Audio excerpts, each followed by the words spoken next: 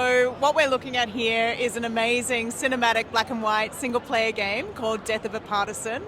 You're basically a partisan, or in other words, a resistance fighter in Soviet Union during World War II. You're unfortunately behind enemy lines, the enemy at that point being Germany.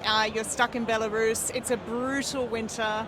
You're freezing cold, you're hungry, you're thirsty, and of course you're up against an enemy that's way more powerful than you'll ever be. So this is a narrative survival game. We have a very strong focus on character and story. That's because we've actually been lucky enough to work with a Russian historian whose doctorate was all about partisans based in the Soviet Union. So we're actually weaving in those stories to ensure that the play and the narrative design is as authentic as possible.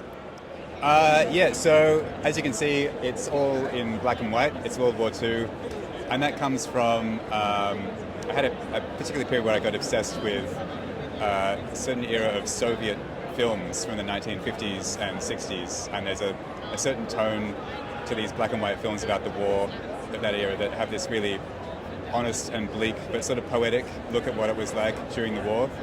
So a couple of those films, like one called The Ascent and Ivan's Childhood, they kind of informed, well, that's where the concept for wanting to make a game like this began from.